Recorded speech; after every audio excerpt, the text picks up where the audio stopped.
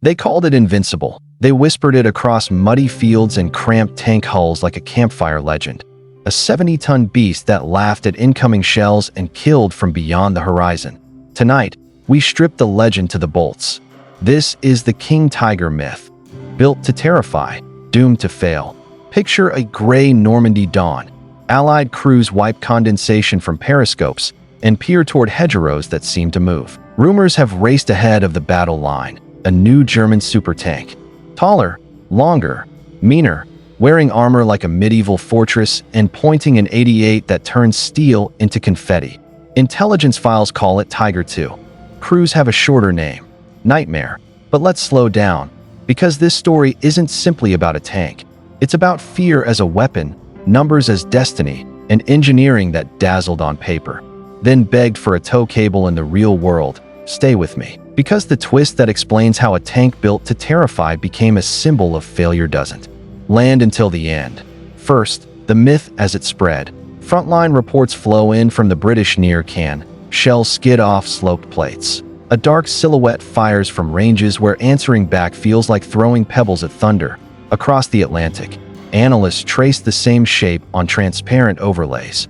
A frontal turret face measured in inches you can count on one hand, and still not finish. The gun? An 8 cm with a barrel so long crews joke it needs its own zip code. On paper, the matchups look brutal, especially for anyone sitting behind a 75mm gun that suddenly seems very 1942. In briefing tents, officers tap the chalkboard. Don't try the front. Maps fill with red arrows looping around imaginary giants. Because if the myth is true, the only answer is speed and angles and enough courage to race the long way around.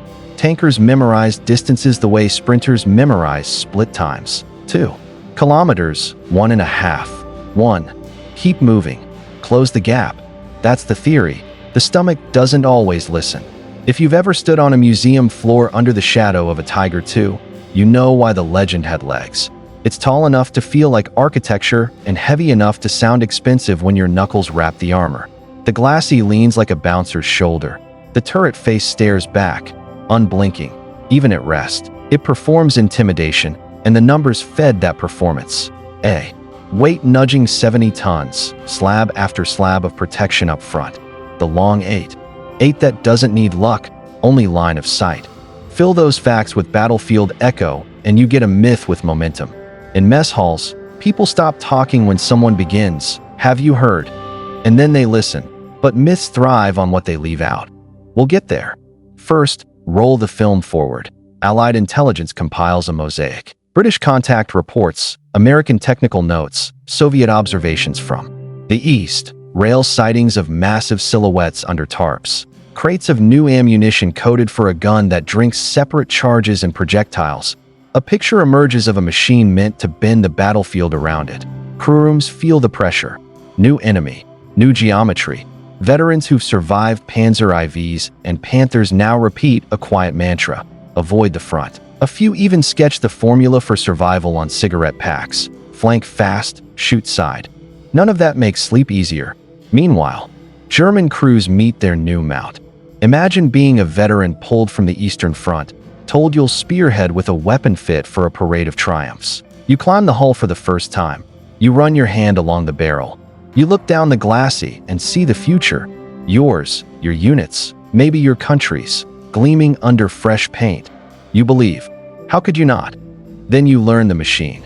The controls bite if you're rough. The transmission wants respect. The engine sounds heroic in neutral and tired when asked for more.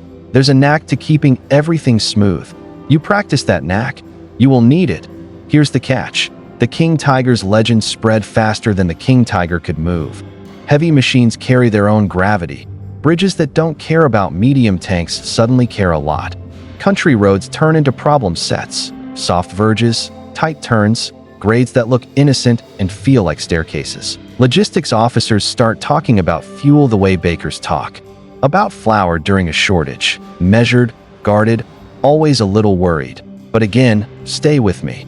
The big reveal, the one that flips the myth from invincible monster to expensive hostage, comes later. For now, the stage sets itself. Normandy hedgerows, Polish fields, Belgian villages with cobbles that keep secrets, reports from 3 fronts, all pointing to the same conclusion. If the king tiger chooses the ground, it rules the ground. The 88's reputation isn't hype. At long range, it puts holes where holes ought not to be. Optics sharpen the world into targets. And when a crew with discipline and a little luck anchors a Tiger II on good terrain, there's a certain quiet in the way it works. A shot, a pause, a decision, another shot. It feels inevitable. That inevitability fuels the myth. The more crews fear the shape, the more they surrender the approach. The more they surrender the approach, the more they make the shape look like destiny. It's a feedback loop powered by nerves. You can hear the loop in veteran voices. We couldn't touch the front. We had to go wide. It felt like it was waiting for us. Fear is practical on the battlefield. It remembers the last man hit and learns quickly. But fear also generalizes. One success becomes a legend. One legend becomes a rule. Rules harden into doctrine. Doctrine takes longer to revise than a rumor takes to spread. So yes, the beginning of this story belongs to the myth. Interrogations that begin with a sigh. Intelligence. Bulletins that read like a weather report for storms at long range. Field notes scribbled with angles and weak points and the nervous energy of someone who isn't sure theory will survive first contact. Crews swap advice like talismans. Wait for a turn. Shoot the side. Close inside its arc. If you were designing a super tank to impress the world, you'd choose these exact lines. Unbeatable front, big gun. Optics like a sniper's daydream. You might even accept trade-offs you plan to hide. Because victory hides a multitude of sins. But war is an auditor. It shows up unannounced and asks to see the receipts. Let me put a marker down for later, because we will come back to it with hard evidence from captured vehicles and exhaustive trials. The same engineering choices that built the King Tiger's aura also cornered it. Power to weight that felt like a brag line became a bottleneck. Driveline margins that looked fine on a drawing board got thin in mud. Cooling that was adequate and test notes became not today in summer. We'll open those hatches and look at the parts, I promise. Not yet. You deserve the whole picture in the right order. Back to the front line. An Allied patrol edges around a bend. A crewman sees it first. Dark, large, motionless. But the barrel points toward empty road. No ambush fires. No engine note. The myth says trap. The caution says stop. Boots step carefully, then faster. The hatch is open. Inside, the smell of hot metal gone cold.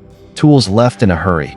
The terror of a machine that, for once, didn't get to pick the ground. How does a legend become a liability? Slowly, then suddenly. It starts with maintenance logs that grow too thick. It continues with recovery teams that never have enough horsepower. It ends with a pattern commanders can't ignore. More of these machines stop for reasons that don't wear uniforms. But do not confuse this with dismissal. A King Tiger in the right place can stop and advance. It can dismantle an attack and make good crews feel clumsy. The myth exists for a reason. The trouble is the part the myth skips, what it costs to get that machine to that right place at the right time, in a condition to do what the legend promises. Let me set our roadmap so you know why watching to the end pays off. In this episode, we're going to walk the arc from fear to forensics. First, the birth of the myth, how briefings, first contacts, and raw numbers created a psychological edge before the tank even rolled. Then, the specifications that turned heads, and why the most impressive stats hid the machine's deepest compromises. Next, the field. Reality, mobility, fuel, bridges, and the stubborn fact that the battlefield punishes complexity. After that, we'll step inside captured examples. One studied under open skies in Belgium, another dissected in the United States, and trials that ran in the East that turned hearsay into data. We'll put those findings next to operational records. How many set off, how many arrived, and what that gap reveals. Finally, we'll close with the lesson that outlived the war and reshaped post-war design. Reliability over romance. That's where the myth dies, and the truth gets interesting. If you've ever argued tanks in a comment thread, you've seen the extremes, unstoppable versus overrated. Reality lives between those poles. The King Tiger's reputation is both earned and misleading. Earned, because when it's set and ready, it's terrifying. Misleading, because war rewards what works every day, not what dazzles on the best day. So let's take a breath and look at the specs the myth loved to quote, because they're part of the story. 70 tons isn't just a weight, it's a commitment. Sloped armor across the front changes the math of penetration, turning straightforward shots into ricochets and headaches. The 8 cm gun, long, high velocity, optically blessed, makes distance feel unfair. Put those three together and you understand why a Sherman crew staring across open ground might feel very small. Add to that German optics that are more like instruments than accessories. Range estimation tightens. First-round hits become expectations, not surprises. For the crew inside, confidence grows. For the crew opposite, caution becomes standard procedure. Now imagine being a commander ordering men to drive toward that. You want them to be careful. You want them to live. But every minute you spend learning to respect the myth is a minute the myth grows. And the longer the myth lives, the more it becomes a plan all by itself. Here's the dramatic irony. While Allied crews were drawing flanking arrows on maps, German crews were drawing checklists. Warm up carefully. Do not rush shifts. Watch temperatures. Nurse the machine to where the fight will be. It is powerful. There. It is fragile on the way. We'll put numbers to those statements soon. We'll name places. We'll open maintenance reports. We'll watch how a commander's best day depends on a dozen people you never hear about. Drivers, mechanics, recovery teams, rail schedulers. When that invisible army falters, the visible monster goes nowhere. If you're already feeling the tension between legend and logistics, good. That's the tension that defines this story, and it leads to a question that decides wars. Would you rather have the scariest tank on a poster, or a lot of good tanks that always show up? Before we peel back the armor and climb into the engine bay, one last scene from the opening act. A group of Allied engineers circles a captured Hulk. They tap plates, measure thickness, and concede. This part is excellent. They peer through sights and nod. This part, too. Then they crawl to the parts that do the unglamorous work, making weight move, keeping heat out, translating horsepower into motion. Hour after hour, their pencils slow, their eyebrows rise. Notes get specific. Not today, not in this weather, not at this weight. That moment. The moment the awe on the outside meets the arithmetic on the inside is the moment the myth begins to crack. It doesn't shatter yet. Myths are resilient. It cracks, and through that crack you can see what we'll spend the rest of this story proving. The King Tiger myth, built to terrify. Doomed to fail isn't an insult. It's a diagnosis. Keep watching. In a moment, we take the legend off its pedestal and put it on a road march. That's where the truth shows up, with dust, heat, grades, bridges, and time. And time, as always, is undefeated.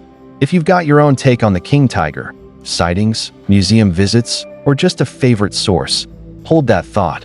I want to hear it.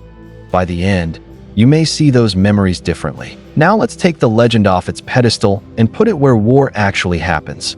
On a road, in summer, with orders to make. Distance, start with a simple question that decides everything. How far can 70 tons really go? The answer isn't just a number. It's a chain of consequences. A machine that heavy pushes back at every turn. Hills bite harder. Corners ask for more torque. Soft shoulders become traps.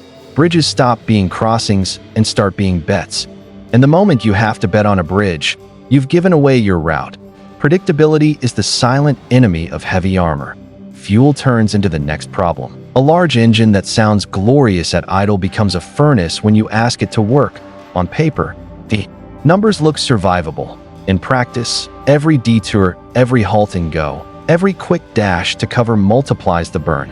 Now imagine keeping that appetite fed when your supply line is thin, targeted, and tired. Tank crews feel it first. They begin to treat the fuel gauge like a heartbeat. Watching, guarding, nursing. Recovery is the third shadow following behind. Medium tanks can limp. They can be nudged, dragged, coaxed. 70 tons doesn't limp. It either rolls or it becomes an address on a map. The kind of address you circle in red because it will demand people, parts, and time you don't have. The bigger the machine, the smaller your options once it stops. Now place our super tank on a short road march in Northwest Europe. Crews are confident. Paperwork is perfect. Maintenance is thorough. Engines warm. Transmissions engage. The column moves. At first, it is everything the legend promised. The road tilts beneath a deliberate rumble. Civilians who see it pass remember the vibration more. Then the paint scheme. It looks like victory on tracks. Then the realities arrive the way they always do. In small sensations that mechanics feel in their bones. A shift that isn't as clean. A temperature needle that climbs after a hill and is slow to fall. An unfamiliar whine when the driver corrects steering under load. None of this is panic. All of it is warning. One vehicle eases to the shoulder. The crew opens the engine deck with the careful motion of people who have done this before and would prefer never to do it again. The rest of the line compresses, then stops. A single heavy vehicle on a narrow road becomes a gate you cannot open. If you're lucky, you can work around it. If you aren't, the day just got longer. What fails first in tanks like this isn't always spectacular. Sometimes it's heat that won't leave. Sometimes it's a gear that was strong enough on paper and tired in reality. Sometimes it's the final drive, the heavy link between power and track, shouldering more force than its margins can count on over time. Add summer air, add dust, add the stop-start rhythm of moving in a threatened zone, and the margins grow thinner still. Multiply this across a handful of vehicles, and you get a pattern. Veterans recognize the biggest thing you have demands the most care. It punishes haste. It punishes improvisation. It punishes the smallest mistake, because the smallest mistake under 70 tons becomes a large one very quickly. And yet, when one of these machines survives the march and arrives where its commander wants it, on a ridge with distance to the front and room to traverse, the mood flips. The gun speaks at ranges where reply is difficult. Optics tighten the world, the armor that made. Logistics curse makes the crew breathe easier. In that moment, the legend feels true again. The contradiction is the point. The King Tiger is at its best when it doesn't have to be a traveler. It is at its best when the battlefield comes to it. Allied crews learned to make sure it didn't. Manuals caught up to rumors. Do not fight it where it wants to be fought. Artillery and air found its predictable routes. Engineers planned around bridges like chess players around files and ranks. Infantry learned to treat a stationary giant as a fixed problem. Dangerous, yes, but solved with patience, smoke, and angles. And slowly, a new doctrine emerged. Don't duel the front plate. Make the machine move. Make it march. Make it cross. Make it turn. Every kilometer traveled is friction applied. Every hill is a new test. Every turn is a stress cycle. You aren't just outflanking a gun.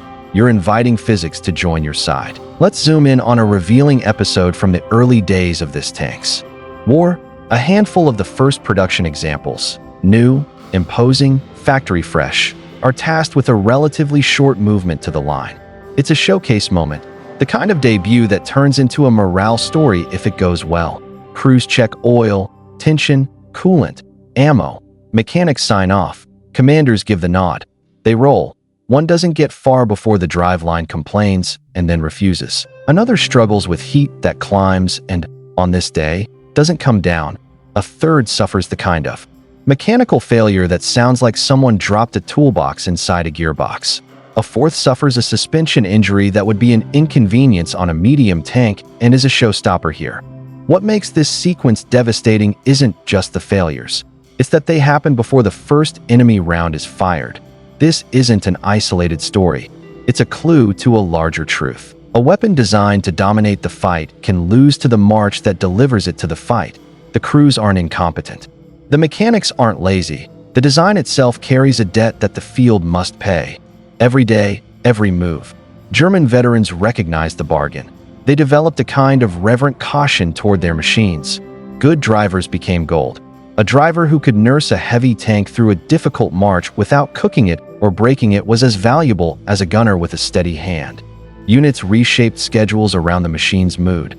Move early, rest and heat. Check, check again, when everything aligned. Terrain, maintenance, fuel, weather.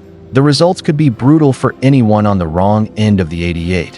When anything in that chain broke, the myth idled by the roadside.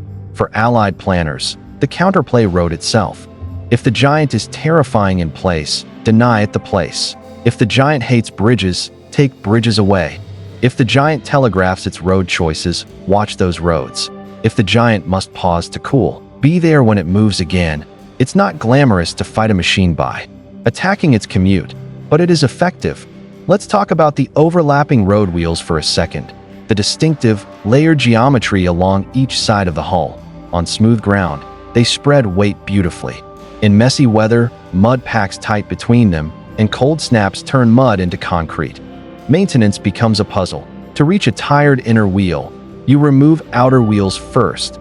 That's not a battlefield fix. That's a workshop job. Every hour spent wrestling with frozen stacks is an hour the tank is not in the fight.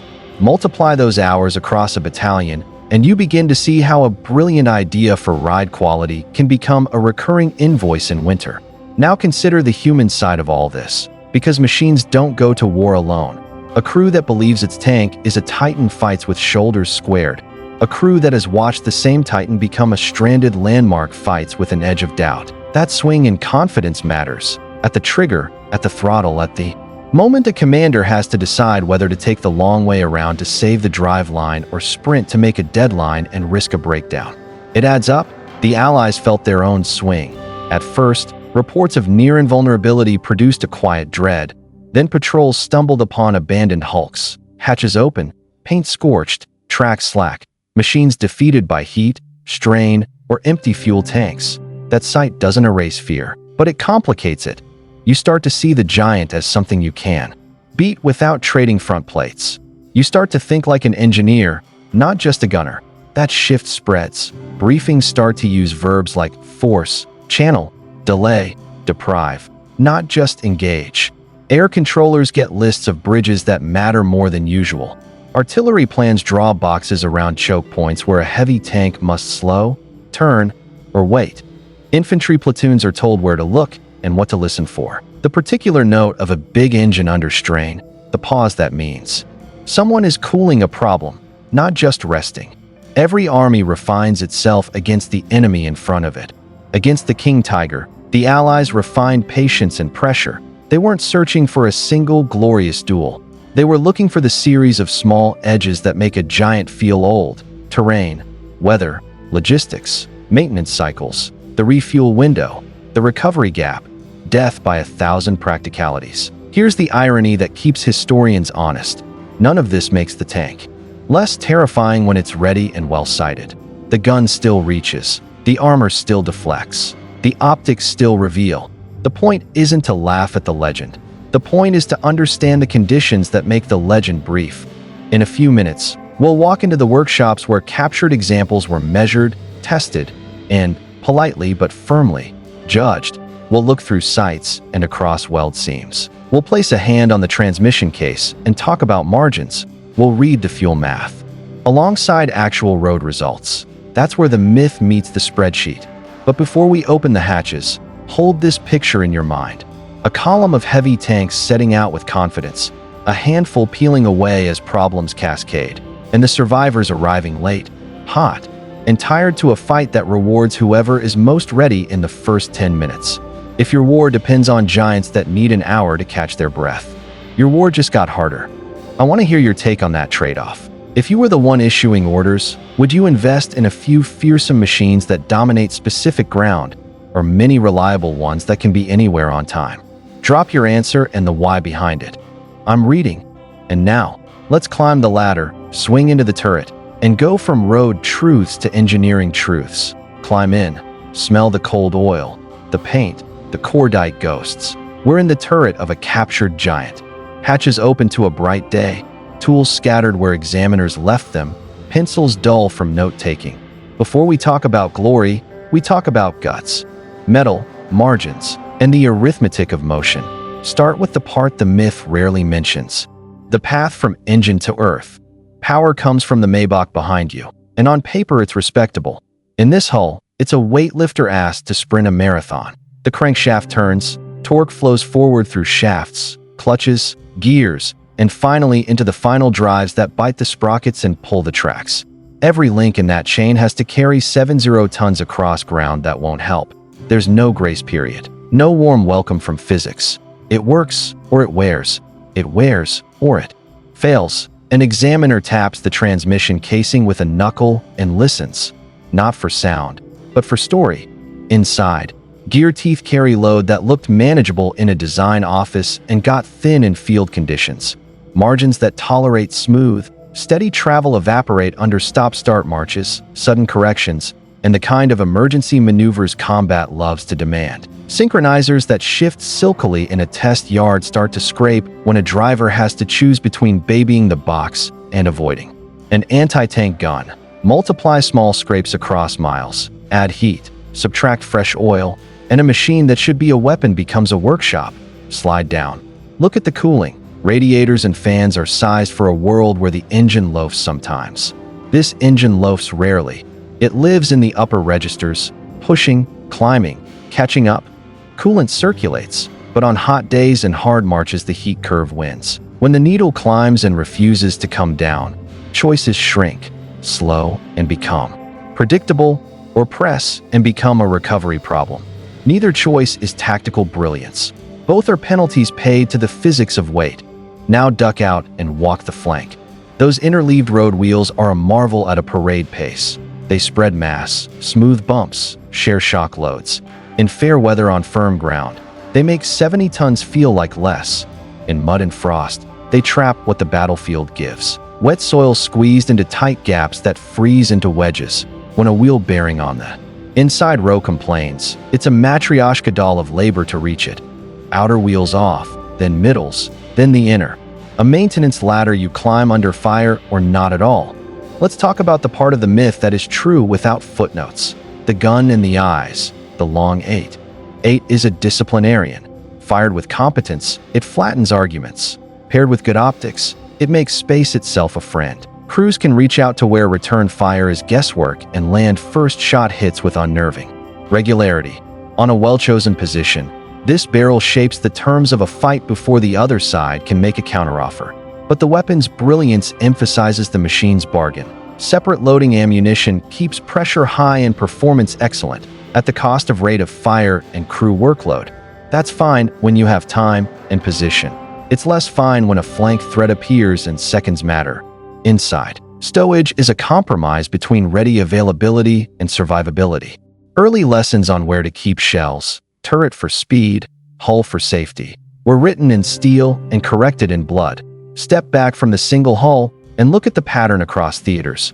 Reports from one heavy battalion in the east describe a grim math lesson. A full complement of new heavy tanks and trains, D-trains, starts a short road march, and a majority go lame before the first planned engagement. Not to enemy fire, to the grind of movement. Final drives shear, gearboxes heat and grumble. Clutches glaze, tracks walk off sprockets when a suspension hiccup and a steering correction arrive on the same bad second. The survivors that do make the line fight hard and, sometimes, magnificently. But the gap between on the roster and at the rendezvous becomes the statistic that matters. Cross to the west. In the Ardennes, the plan asks for speed. A thrust to the river, a rush across bridges, fuel captured on the move. Momentum as armor. The heavy tanks are meant to be spear points and doorstops, breaking lines, holding crossing sites, staring down counterattacks. Some never leave their start areas, unable to clear early mechanical hurdles. Others begin well, then bleed time and fuel to the cold arithmetic of hills, hairpins, and frozen lanes. The few that reach a decisive village do exactly what the legend promises: dominate ground, knock out challengers at unfair ranges, pin whole avenues of approach. Yet when the supply rope frays and the fuel drums run dry, the giants turn into monuments. Commanders make the only decision they can: leave the machines and save the men. Days later, recovery crews and curious infantry find hulks that look like victories until you notice the unburned paint and empty tanks. Defeat by logistics leaves different scars. I want you to imagine an allied technical team arriving at one of those hulks. They're not there to gawk. They're there to convert rumor to measurement. Armor thickness becomes numbers in a notebook. Formidable up front, respectable elsewhere, vulnerable where geometry and necessity conspire. Sights are tested against charts and confirm what crews suspected. The view is clear, the reticles are fine, the adjustments precise. Then the inspectors drop under the hull and trace the driveline, comparing diameters and materials to what they know from other vehicles. They shake their heads not in contempt, but in recognition. This is excellence chained to compromise. A superb gun carried by a platform that demands a kind of mechanical reverence war rarely affords across the continent. Another team runs trials that are less charitable than combat. Proving grounds don't care about morale. They care about repeatability. They drive the same loop in heat and in chill, watch gauges, log failures, and replace parts. When a component grinds itself into filings at predictable intervals, it stops being an anecdote and becomes evidence. When a cooling system loses the fight to weather on the third hill of the sixth lap, doctrine is forced to notice. When test crews peel armor plates and learn what sort of hits will grip and what sort will skip, unit commanders rewrite their engagement advice in pencil, then in ink. And yet, context matters. A stationary heavy tank with a trained crew, properly sighted, supported by infantry, and told to hold a sector is a tough nut in any language. The 8 speaks, and the valley obeys. But the clock starts when the fuel bozers arrive and stops when they don't. The myths. Most glorious moments occur inside the narrow window where supply, weather, terrain, and mechanics are all having a good day. Outside that window, the machine's size, complexity, and appetite turn it from terror into task. This split personality explains the whiplash in frontline memory. Ask one veteran, and you'll hear about shells skipping off plates and friendly tanks punched open at obscene ranges. Ask another, and you'll hear about engines that ran hot, drivetrains that grew noisy, and a vast, expensive silhouette left for engineers to scuttle because no one could move it under fire. Both are true. The debate only makes sense when you put time on the x-axis. Over an hour, the heavy tank is an apex predator. Over a campaign, it becomes a maintenance plan with a gun attached. Now let's place two snapshots side by side, because these stories anchor the myth to the map. In one, a massive German tank dominates a Belgian hamlet from commanding ground. It reaches out with that long barrel and slaps back armored thrusts before they can properly form. Damage accumulates on the attackers. The defenders feel, briefly, the invincibility their propaganda promised. Then the larger battle's tide recedes, fuel doesn't arrive, orders change, withdrawal becomes the mission. The heavy machines cannot come. Their last contribution to the operation is as roadblocks and morale anchors. We held here, once. Locals will remember the hulks for decades. Museums will one day lift them onto pedestals to explain how fear and physics staged their tug of war. In the other snapshot, an intact specimen crosses an ocean. American engineers strip panels, measure the barrel's inner profile, trace ammunition stowage, count weld beads, and make a cutaway to show school children and officers in training where everything sits. The cut edge is a confession booth. You can see the space the final drives occupy, the path the shaft takes, the bulk of the gearbox. You can point to each and say, here's where pride met practicality. Not to mock, soldiers respect craftsmanship even in enemy steel, but to learn. The lessons travel forward in time with more force than any single shell. Which brings us to the pivot point in our story, the place where armies on both sides rewrite their playbooks. On the defending side, conserve, cite the big tanks for effect, not for parade. Move them like fine china, spare the driveline, save the machine for the moment it matters. Surround them with the invisible 1,000, fuelers, fitters, bridge teams, who make those minutes possible. On the attacking side, deny those minutes. Don't charge the front plate and gift the legend another anecdote. Make the heavy tank commute, choke its routes, strike its bridges, force it to maneuver where its power bleeds into heat, where its mass becomes a magnet for air power and artillery, where a thrown track is more than a delay. It's a decision point. From this dance emerges a colder arithmetic. The one wars are always solved by production rates, repair cycles, fuel stocks, recovery density. If you can field 11 good tanks for the cost, time, and fuss of one great one, and keep them running, fed, and present, you start to win arguments that never reach the front plate. It isn't romantic. It is decisive. Zoom inside the crew's head for a moment, because all this metal lives through people. A driver learns to feel temperature through his fingertips on the levers, to smell strain, to hear a bearing that isn't happy 2 minutes before it confesses. A gunner who trusts his optics knows he can win any long-range duel the commander allows him to fight. A commander juggles those truths. Protect the driveline, but make the shot. Conserve fuel, but seize the moment. Avoid the river crossing that the map says is faster because the bridge is a question and questions get men killed. Opposite them, Allied crews go through their own evolution. The first briefings are cautionary. Avoid the front, avoid the ridge, avoid the open ground. The next set adds verbs that sound like engineering.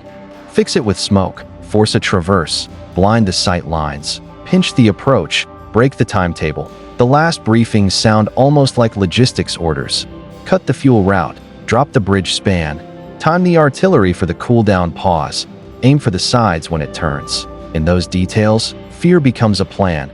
I promised we'd read the receipts, not just the headlines. So here's what the receipts say when stacked. The heaviest German tank earned its fear where terrain and support let it act like a fortress. It lost that fear where distance and friction turned it into a caravan. The gun was exquisite. The eyes were sharp. The armor was honest. The path those strengths had to travel was brittle. Before we step out of the turret, one last glance at the sight picture that made so many crews feel very small. Imagine a valley, bare at noon. Heat shimmer blurs the far hedgerow through German glass. The range ticks clear. A column advancing in bounds, careful, disciplined, still too far to answer effectively. The gun settles. The trigger breaks. A tank a long way away has a very bad day. That is the most dangerous version of this machine, and it is real. Now picture the same valley an hour earlier. The heavy tank is still inbound. It halted twice to cool. It took a longer route to avoid a bridge that might not hold. Somewhere behind, a sister vehicle stopped with a drive complaint and turned the column into a question mark. The machine that will be terrifying on that ridge must first survive the commute to the ridge. Twice in 3 days, it doesn't. Once, it does, and writes a legend. The legend remembers the 1 and forgets the 2. That ratio is the myth's secret. Take a breath. We've stood inside the hardware, watched how excellence and compromise share the same hull, and traced the road that decides whether a great gun ever gets to speak. In the next act, we're going to stitch the technical truths to the operational record, those maddening tables that tell you how many vehicles left, how many arrived, how many were fighting, and how many were waiting for parts. We'll put those numbers next to the human stories. A farm lane in Belgium where a giant still sits in memory. A cutaway in America where students can see the skeleton of a legend. A museum floor where the shadow still makes your neck prickle. Then we'll cash out the theme in our title. Built to terrify, doomed to fail. Not as a slam, but as a sober conclusion. Intimidation is a weapon, but logistics is a war. If you've marched behind a heavy machine, if you've fixed one in cold rain, if you've watched one dominate a valley or die on a hill it never meant to climb, tell me what detail I haven't mentioned yet. Your story sharpened this history, and when we come back, we'll open the ledger and see, line by line, how the myth met the month-end close. Open the ledger, not the glossy brochure with the silhouette and the jaw-dropping specs, the daybook that armies live by. How many started, how many arrived, how many fought, and how many sat waiting for a part that never came. On one page, you see a column of on strength that looks impressive. Fresh deliveries, new crews, confidence high. On the next line, the rude filter of reality. Runners. The gap between those two lines is the story of our title. A heavy tank that dazzles at the range can still lose to the march, the map, and the maintenance bay. When the figures settle, the pattern is stubborn. Fewer make the rendezvous than left the railhead, and of those that arrive, a fraction remain fully fit after a day of hard maneuver. Now layer production over operations. You can design doctrine around a vehicle that needs pampering. If you have enough of them to rotate, enough parts to swap, enough fuel to be generous. But when your total inventory is counted in hundreds, not thousands, every non-runner is a headline, not a footnote. Meanwhile, your opponent is fielding reliable mediums by the trainload, each one less glamorous, all of them punctual.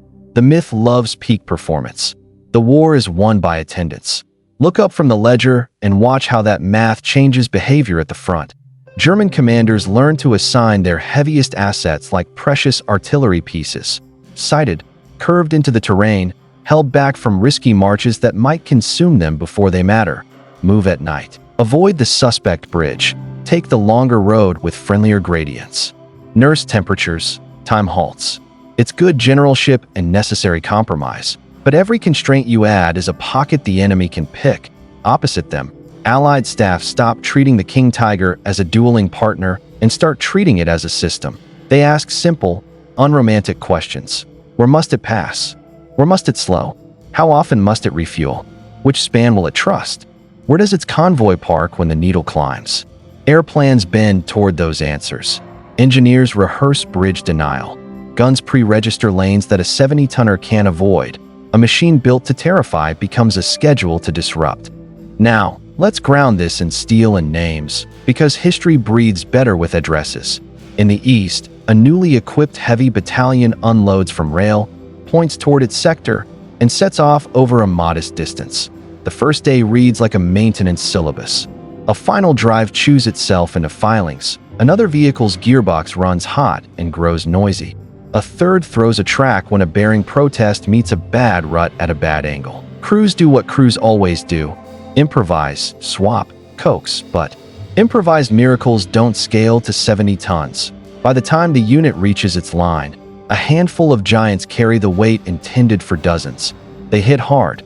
They cannot be everywhere. The ledger gets another red mark. In the west, winter throws different tests. The plan is speed, surprise, and a direct road to bridges that matter. Heavy tanks are threaded through forests and villages, pointed toward river crossings that turn campaigns. Some never clear their start points. Others find their stride and then bleed hours to coolant and slope and the sidesteps demanded by infrastructure that was never built for this much steel. The few that crest the right hill at the right hour do exactly what you expect. They make the countryside hold its breath. Then the fuel bows out, the noose tightens, and commanders make the human choice. Save the crews, leave the vehicles. Days later, road crews, locals, and camera teams walk past husks that look like monuments to power, but tell a quieter story about appetite and distance. Shift from operations to experiments, because the most stubborn myths evaporate under clipboards. At European proving grounds, evaluators run captured machines in controlled loops. They are not unkind. They are unsentimental. They drive in heat and cold, on hardpack and soft ground, while someone in the back seat watches gauges and writes. When an engine that is adequate on paper becomes a furnace on hills, a note is made. When a cooling system loses the argument with July for the third time, a second note is made. When the oil in a final drive starts to smell wrong before lunch, a third. After a month of this, anecdotes have turned into data. It's not a rumor anymore. It's a curve on a chart. Across the ocean, another team treats a captured specimen like a textbook.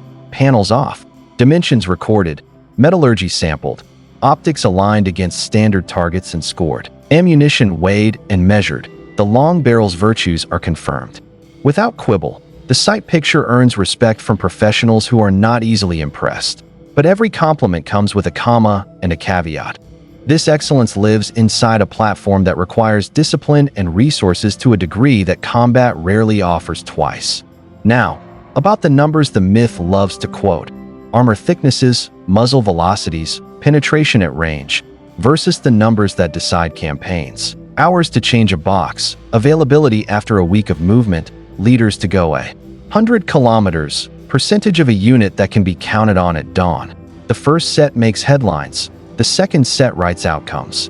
In late war returns, the difference between nominal strength and ready to roll becomes the sentence that sums up our title.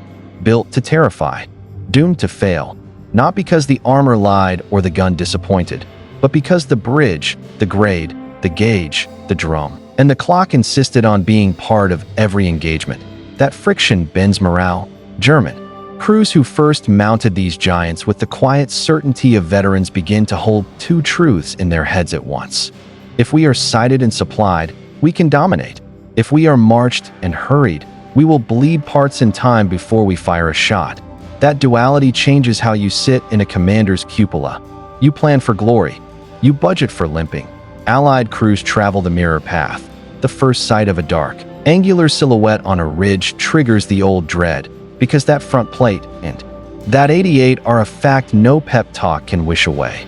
Then word spreads of hulks found intact, of crews stepping down under orders because gas ran out or heat refused to leave. Dread doesn't vanish. It becomes conditional. It's a monster, if it made it here. This is where doctrine matures on both sides. On defense, place the giants where they make the most of their gifts and keep them off the roads that ruin them. On offense, force them onto those roads, or into those turns, or onto that bridge they don't trust. Do not give them the duel they're designed to win. Make them live in the parts of war they'd rather skip. Now, let's open 2 case studies that tie the ledger to the landscape and the museum label. In one Belgian village, a heavy tank that once held a valley becomes part of the town's memory. At the end of a winter advance, surrounded, out of fuel, it is left behind, too empty to drive, too heavy to take. Locals later argue to keep it as a monument. A trade is made, a relic is spared. A story outlives the war. You can stand beside it today and feel the scale of a problem that no longer moves. In another story, a different giant crosses an ocean to spend decades outdoors, then indoors, and finally cut open for teaching. If you visit, you can see the skeleton of the myth. You can trace the path of power and the limits of space. You can point to the places where an engineer had to make a choice and see which way they turned. Gun first, optics first, protection first, mobility, and service a close second, then third.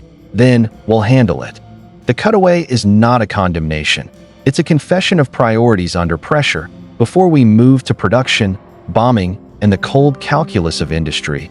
Pull all of this into a simple, uncomfortable sentence. The King Tiger was superb at reaching out and hurting anything it could see.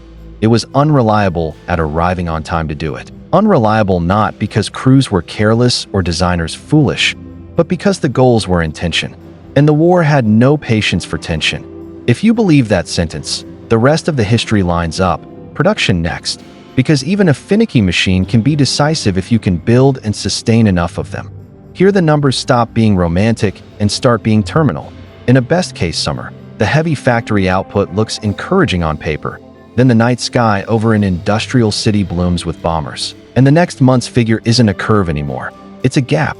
Skilled labor is finite. Machine tools don't grow back in a week. Supply chains that feed exotic alloys and precision optics don't shrug off a rail yard turned into gravel.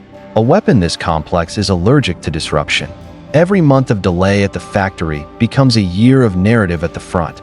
Units make do with fewer vehicles than the table of organization promised. Spare parts arrive late or not at all. Crews strip one machine to keep another alive and call the result cannibalization because dark humor helps on long nights. When the bomber streams return and the power flickers, production managers begin to practice a grim arithmetic. One heavy tank or several mediums. One set of optics for a champion or 5 for contenders. In a total war, even pride must submit to ratios.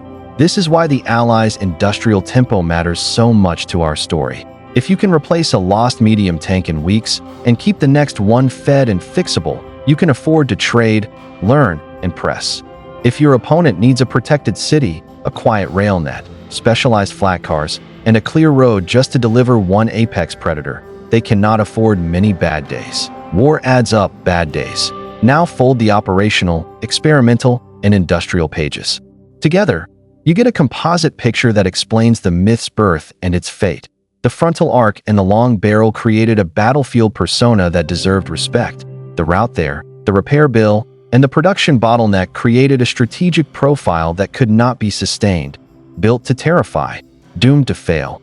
Not a sneer, an autopsy. We're not done. In the next stretch, we'll test the myth against named documents and timelines, contact reports and intelligence bulletins, factory returns and readiness tables, post-war museum notes, and proving ground summaries. We'll end where all good histories end, with the lesson that escaped the wreck. Reliability is a weapon. If you've stood in front of one of these giants and felt that weird mix of awe and pity, tell me what detail grabbed you first. The armor's angle, the barrel's reach, or the sheer impractical beauty of a machine that could win almost any duel it could actually attend. Then meet me on the other side of the production numbers, where fear meets the factory clock. Turn the page to the paperwork that made the myth accountable. Battle reports, technical bulletins, Museum notes scribbled by people who could smell hot oil from across a yard begin in Normandy with the first solid sightings. British units near can radio details that sound like tall tales until they repeat from different voices. A frontal arc that shrugs, a gun that reaches. Silhouettes so large they look like new architecture on familiar fields. American intelligence files copy those details into briefings that spread across tent cities like weather forecasts. Avoid the front, force the angle, by time. Those lines aren't drama, they're survival. Parallel to the front, the white coat work starts. Captured vehicles are turned from monsters into measurements. Armor plates get mapped. Welds get judged. Optics get graded with an almost affectionate respect, because good glass impresses professionals regardless of flag. Then the examiners crawl under the hull and find a recurring footnotes that will thread through our whole story. Power that's proud on paper, margins that shrink on marches, heat that negotiates poorly. Now anchor those notes to places with names.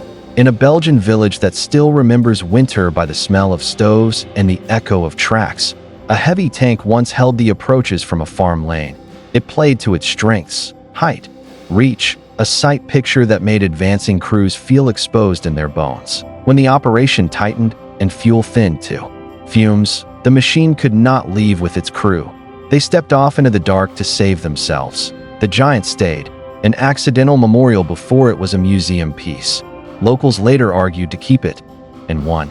If you've ever stood beside that preserved hull and felt your breath slow at the sheer scale, you've met the myth in the flesh, and you've also met the reason our title exists. Built to terrify, doomed to fail, not in the duel. In the delivery, follow another machine across an ocean. Intact, studied, then transformed into a cutaway that turns steel into syllabus. Panels come off, a hull side opens, and the inside becomes a classroom. Students and veterans point and trace. Engine, gearbox, final drives, ammunition racks. The barrel earns every compliment. The sights make eyes narrow in appreciation, but the best lesson is the one that lives in the space constraints and service access. You can see the priorities set at the factory: protection and firepower first. Maintainability a few lines down. In peacetime, that's a debate. In wartime, it's a verdict. Shift east to proving grounds where sentiment doesn't get a clipboard. Trial crews run loops that ignore legends. They drive in heat until coolant begs for mercy. In dust until seals confess. On grades until torque becomes a dare. Failures that felt like bad luck in a field diary become curves on a chart. Breakdown intervals under load. Temperature thresholds that demand halts. Or patterns that show where stress concentrates when a driver has to steer and correct under pressure. Those charts whisper the same theme the battlefields shout. This machine is superb when it gets to choose time and place. It is vulnerable to the calendar, the map, and the weather. Meanwhile, operational returns begin to read like a parable about ambition and arithmetic. A unit with a full paper strength starts a movement. By the time it reaches its sector, the roster of runners is thinner, and the list of awaiting parts has too many names. The survivors that make the line are frighteningly effective for the hours they're fed, cooled, and covered. But a commander cannot build a week around hours. Doctrine bends to this reality. German commanders treat their heaviest tanks like exquisite artillery that happens to roll. They choose ground the way a chess master chooses a square for a queen. Powerful, but protected. They budget marches like fuel emergencies and treat good drivers like precious instruments. Gentle hands, strict routines, the patience to nurse a tonnage that punishes haste. When they must move in daylight, they move as if crossing a museum floor. Across the line, Allied staff stop writing how to kill a monster and start writing how to starve a system. They pre-plot artillery on the choke points heavy tanks cannot avoid. They teach gunners to ignore the front plate and wait for the turn. Engineers practice the unglamorous art of taking spans away. Air controllers get lists of bridges and road junctions that matter more than targets that shoot back. Infantry learn to build smoke not for show, but to force optics into failure. It's not a duel, it's a denial. This is where the specification sheet that launched a legend meets the checklist that ends it. The long 8 and the thick plate remain the headline, but the footnotes: fuel per kilometer, hours to change a major component. The realistic crossing limit of bridges in a theater built for commercial traffic. Not armored dreams. Decide the plot. Production brings the third act's cold light. A complex heavy tank is a symphony of industries. Precision optics, specialty steels, skilled labor, machine tools that don't grow in rubble. When bomber streams disturb the music, output falters, and the entire score goes flat. A month's interruption doesn't just dent numbers. It unthreads logistics. Spare parts lag. Training pipelines hiccup. Vehicles ship incomplete and become field problems instead of field. Solutions. In the factory office, someone sharpens a pencil and runs a ratio no propaganda can hide. One apex predator or several reliable hunters. On the other side of the channel and the ocean, a different pencil draws a steady line. Mediums by the trainload, spares by the truckload. A doctrine built on punctuality. Fold the three ledgers together. Operations, trials, production, and you get a composite that explains the whiplash of memory. Veterans who faced the front plate at bad ranges will swear forever by the fear they felt. And they're right. Veterans who marched behind those machines and watched them peel off the road with heat and hurt will swear by the frustration. And they're right. The truth is the blend. The King Tiger could win almost any duel it attended. It often failed the commute to the duel. Zoom into the cockpit of decisions where people live with these truths.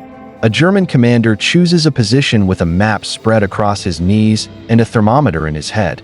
He wants height, fields of fire, cover for the hull, good exit routes, and a road that won't ask for downshifts every 100 meters. He wants fuel.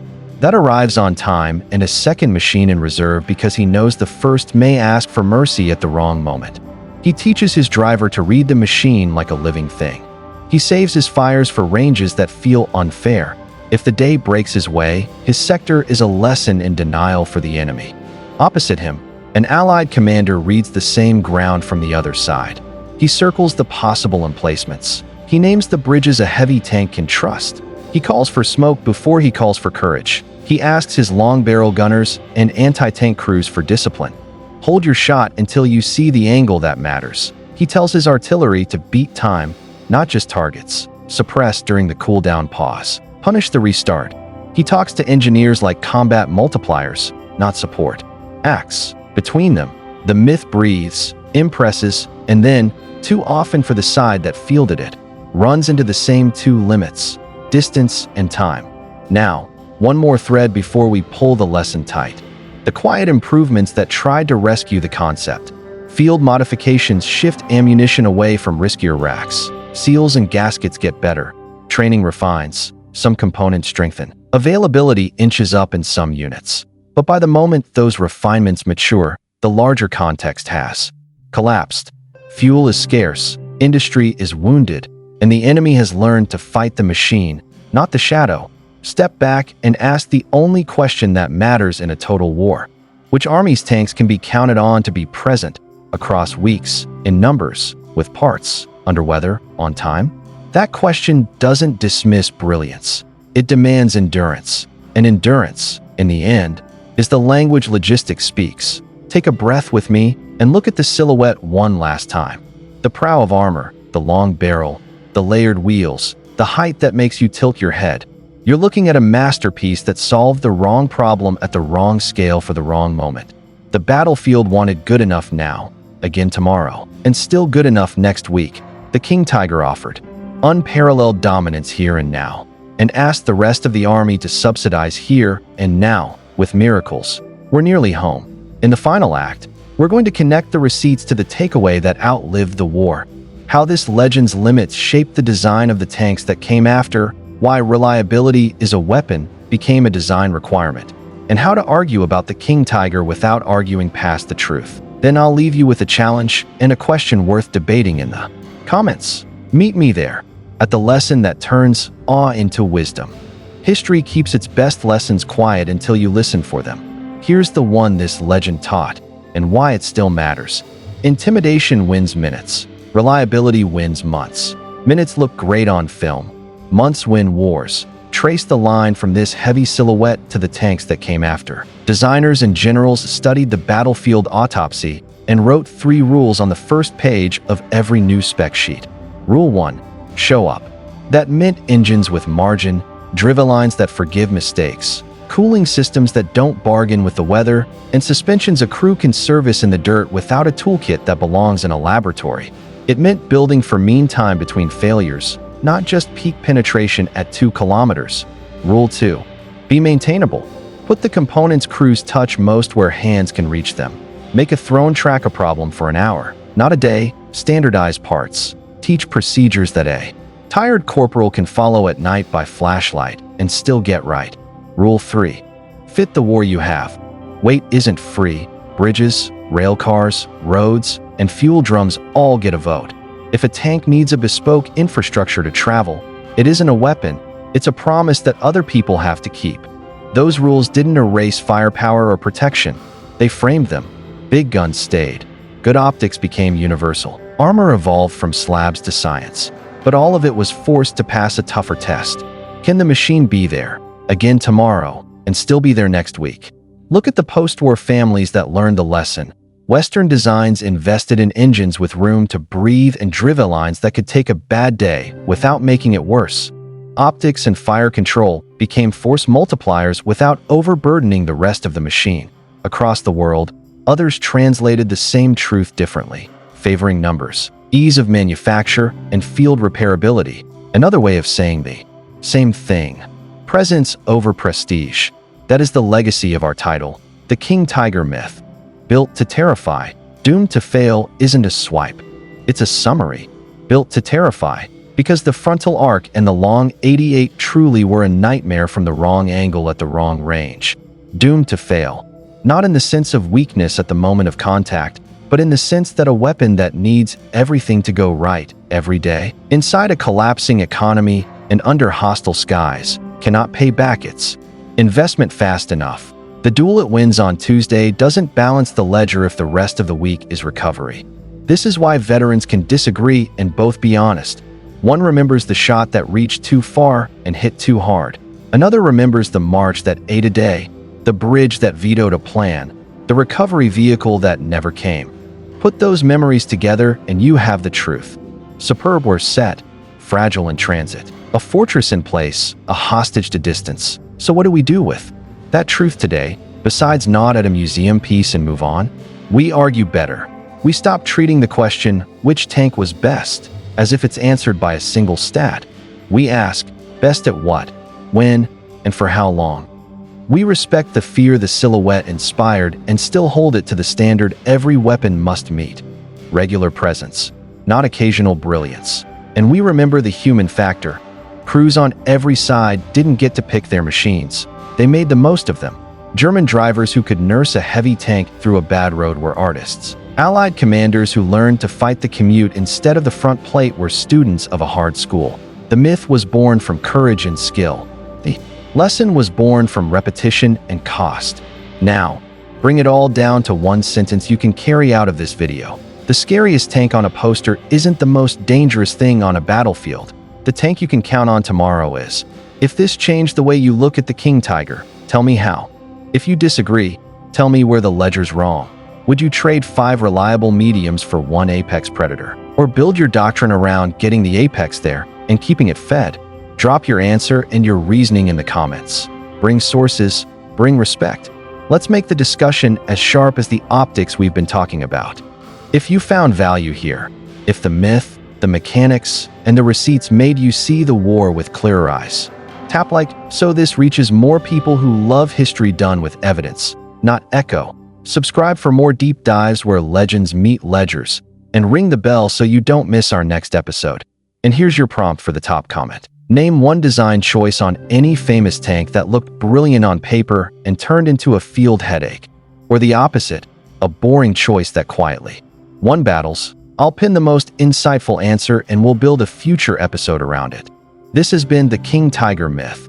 Built to terrify, doomed to fail. Thanks for watching and for thinking. Now, let's argue smart in the comments, and I'll see you in the next one.